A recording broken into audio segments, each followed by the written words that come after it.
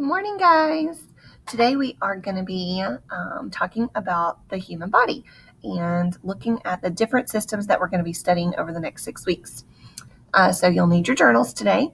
I am going to attach a graphic organizer here to this assignment so you can use that to write your notes, or you can just make yourself a chart in your journal so that you can fill your notes in. Okay? So this section is going to be Introduction to Human Body Systems. The first system we're going to talk about is the circulatory system. And this system moves things around our body. It's like a choo-choo train taking all of the cells in our body, the things they need to go through cellular respiration. And if you remember, when we talked about cellular respiration, they need oxygen and glucose. So the job or the function, if you're looking at the chart that I made for you guys, is going to be this role, and it's going to have this role to transport substances throughout the body or move things throughout the body. And then it also has the job of circulating oxygen, carbon dioxide, heat, water, nutrients, waste. It moves all the things. If it gets moved around the body, then the circulatory system is probably the one moving it. The main organs, okay, so there's also a column in your organizer for organs. The main organ is the heart, and then arteries, veins, blood vessels. Those are the main parts of the circulatory system, okay?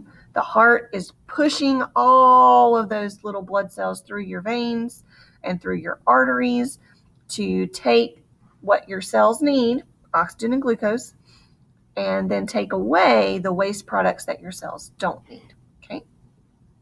So if you need to pause here and write this in your journal or in your notes papers, you can do that now, okay? The next one we're going to talk about is the respiratory system. We just did circulatory system. The respiratory system and the circulatory system work really closely together because the respiratory system is what provides the oxygen and takes away the carbon dioxide for our body cells. So the respiratory system is kind of like a ventilation system, right? And in your house, a ventilation system like an air conditioning unit moves air, right? And so that's what the respiratory system does for our body. It takes in air, it pulls out the oxygen from that air, and it pushes out the carbon dioxide that we don't need. In these lungs right here, you can see these branches, and these are called bronchi. And these branches end in these little tiny, tiny thin-walled bubbles. And those bubbles are where gas exchange happens. And we're going to talk more about that when we focus on our respiratory system notes. If you look at that diagram, you can see where F is labeled. That is the diaphragm, which is the major muscle that pulls air into the lungs from the outside world. You can see the rings, and if you feel along your throat, sometimes you can feel these rings of cartilage that help keep our airways nice and open like a donut. When people have asthma or irritation, sometimes the airway can become smaller, and so we have to maybe take a medication or use an inhaler to help open that airway back up, right? So the respiratory system, that's how we get in oxygen and how we get out carbon dioxide. The skeletal system, and I keep having to move my little box around, okay? The skeletal system is your skeleton, right? And we're seeing a lot of those right now with all of the Halloween decorations coming out. So the skeletal system is a system of very tough bone, and bone provides that structure and that framework for all of the stuff in our body to hang on to, right? Because if we didn't have our bones, we'd kind of just be like a big blob on the floor. So our bones serve a very important purpose as far as structure. They also protect us, right? Think about your skull, your cranium. It houses your brain, and so it protects your brain from damage because it's surrounded by that really hard plate of bone. Your rib cage, what does it protect? Think about what's under your rib cage. Your heart, your lungs. Those things are really important to our survival, right? We can't live very long if our heart or our lungs get badly damaged. So that rib cage protecting them is very important. Also, fun fact, bone marrow is where your blood cells are created. So that's also very important for our body. The major organs, believe it or not, your bones are organs, are the bones and cartilage. And cartilage actually connects things together. It's a connective tissue. And remember, tissues are made of cells. And so cartilage is a special type of connective tissue that connects usually bones. You have cartilage in your ears right here to give a little bit of a framework. You have cartilage in your nose. So it's kind of tough, but it's not as hard as bone, right? It's flexible. And so that's important for being able to move. Right here along your rib cage, you have cartilage that connects your bones, your rib bones to your sternum, your chest plate right here. And that allows you to have flexibility to move because that cartilage is more flexible than bone. Our muscular system. If you are an athlete or you like to play sports or even if you like art, right? This is the system that allows movement. That is its main function. Its main job is to allow us to move. The main organs of this system are skeletal muscle, and we call it skeletal muscle because they're muscles that are attached to our skeleton, right? So they're connected, and that's how a lot of these systems are. They don't serve a purpose by themselves. They interact with each other to be able to make our body work together. The digestive system, my favorite system, breaks down our food that we eat. And from the time we take a bite of our food and swallow it, our body is starting to break it down. It breaks down those macromolecules. Remember, that's just our fancy science word for a big molecule. And big molecules store lots of energy. So that's good for us. And so part of the digestive system's job is to break down those molecules. And then the second part is to help our bodies absorb those molecules. Okay. The main organs of this system are your stomach, which is a big muscle whose job it is to smush and mash all of the food that you're eating so that it breaks apart physically as much as possible. In the stomach, you also add some acid to it, which further breaks down those molecules because remember, we need it to be those simple glucose molecules for our body to use it most easily. Then from the stomach, it goes into your small intestine, which is where most of the absorption happens for your nutrients in your body. And then in your large intestine, we pull all the water out that's been added and all of the liquid out so that it makes a nice solid poop for you. Otherwise, you'll be having diarrhea all the time. Thank you, large intestine. The liver is also very important. It does a couple of things that are really good for us. It serves as a filter, but one of the main things it does too is it makes bile, and bile is what helps us break down fats when we eat them. So if you like to go get a greasy hamburger at McDonald's or Whataburger, then you're grateful for your liver for producing that bile so that you can break down the fats that you're eating. So make sure you're filling in your organs and your functions or roles or jobs in your chart, okay?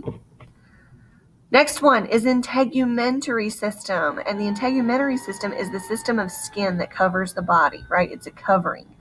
It protects our body from losing too much water, from losing too much heat. It helps us take in all of this information about our surroundings, right? When you touch something, it tells you, is that something soft? Is that something hard? Is it fragile? Is it thin? Is it breakable?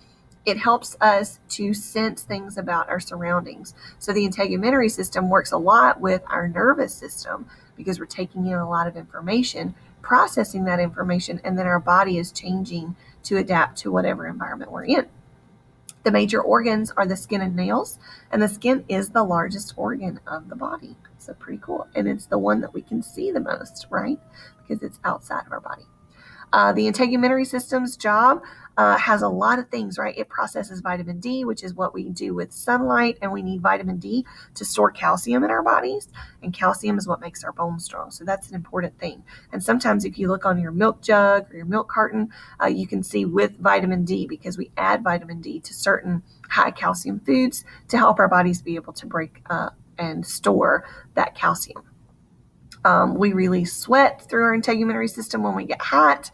We get chill bumps when we're cold. right? All of that works together in our integumentary system to maintain our body temperature. Remember, our body wants to be in that homeostasis, that body balance, and the integumentary system helps us do that with our body temperature. The nervous system is the boss. This is our brain. This controls every system in our body. And it is so very important to take care of this system, because if this system gets damaged, once you're a grown adult, neurons, which are our nerve cells, have a very difficult time repairing themselves. So it's important to take care of it, because once they're damaged, a lot of times they can't fix themselves. The nervous system maintains all of these automatic things that we don't have to think about, which is amazing, right? We don't have to think about making our heart beat or breathing when we're asleep or even blinking most of the time. We don't have to think about digesting our food, right? When you eat a big cheeseburger from Whataburger, you don't have to think to your stomach, mash the food, intestines, absorb nutrients, right? We don't think those things because our brain takes care of it without us having to think about it. So the brain is very important for doing the things that keep us alive, right? Our spinal cord is that long cord that goes down inside of our vertebrae, which are backbones. And vertebrae are actually kind of shaped like a donut. They've got a hole in the middle where that spinal cord is protected, because all of the nerves that run all over your body feed into that spinal cord like a giant superhighway of messages to your brain to send and receive messages to and from the brain. The endocrine system. The endocrine system is a system that does not get very much love. And usually, most people don't really know what the endocrine system does. So you're going to have an advantage, right? The endocrine system's job is to circulate hormones around the body so that body functions are controlled. Now, I know that most of you, when I say the word hormone, think about going through puberty and being hormonal. But those are very small category of sex hormones. And these hormones that the endocrine system deals with control so many more things than that. They control how we process sugars. They control how we feel temperature, how much we break down food, and how quickly or slowly. They control our moods for a lot of things, right? And so all of this system is a system of glands. Glands are what the endocrine system is made of. All of the major organs of the endocrine system are glands, like the pituitary gland, thyroid gland, your pancreas. If you know someone who's a diabetic, their pancreas doesn't produce enough insulin, and insulin is a hormone that helps us process sugar in our bloodstream and maintain the correct level of sugar in our bloodstream. And so if you're a diabetic, it doesn't produce enough of that hormone insulin.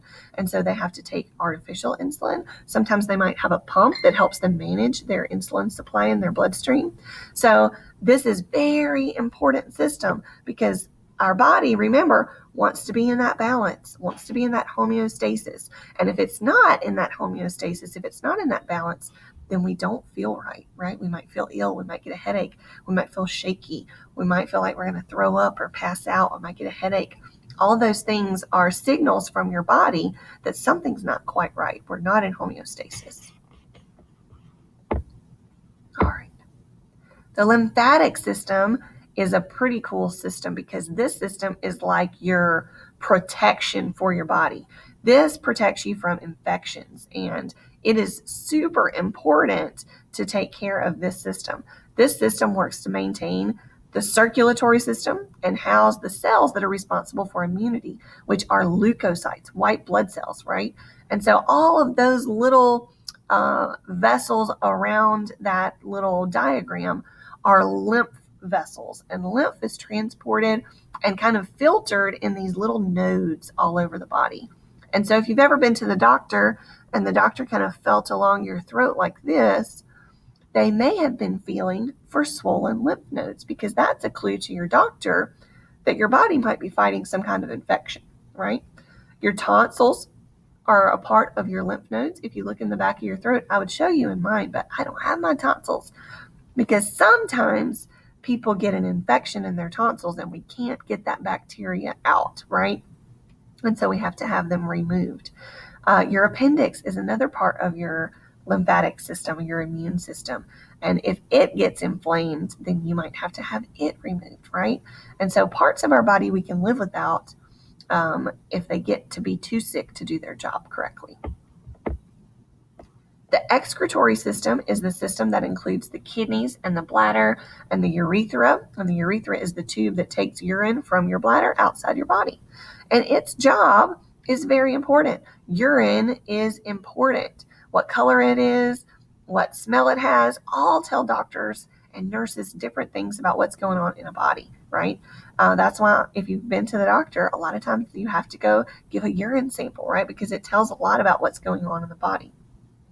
The excretory system, the kidneys, are basically a filter. You see those two big blood vessels that are feeding here into those kidneys? That's because they are filtering all of that liquid that's in your bloodstream to filter out the things that our body cells sometimes produce that doesn't need to be there, right? Sometimes our muscles might produce lactic acid or release calcium or salts. And those things have to be pulled out of our bloodstream so that our body stays in homeostasis, right? So that our water balance in our blood is good and it controls our blood pressure, how much force is being pushed through each of our vessels at any given time. And it gets rid of the waste products that it filters out through urine. The reproductive system is the last one, and this one has a very important job. Remember, all living things respond to stimulus, exchange gases, take in nutrients from their environment. All living things go through, remember, those 6 or 7 steps of living things, right, that are all qualities of living things. And reproducing is one of them. And male and female parts work together to create a fetus or a baby, right? And so we have the testes, the uterus, and the ovaries. In the testes, the sperm is created. That's the male part of the sex organ, right? And then in the ovaries are the ovums, right? Or the ova. Those are the eggs. And so when an egg and a sperm connect and join together, they create a zygote, right? And that zygote can grow into a baby in the uterus of the female, right? And so this is an important system for the longevity of the human race. So I hope that you guys learned something today. We're going to dig deeper into each of these systems over the next few weeks. And I look forward to hearing what you think and what you've learned about each one. I hope that y'all have a fantastic day. And this is what the chart looks like, right? This is the chart that you guys are going to be looking at. So I hope y'all have a fantastic day. Bye-bye.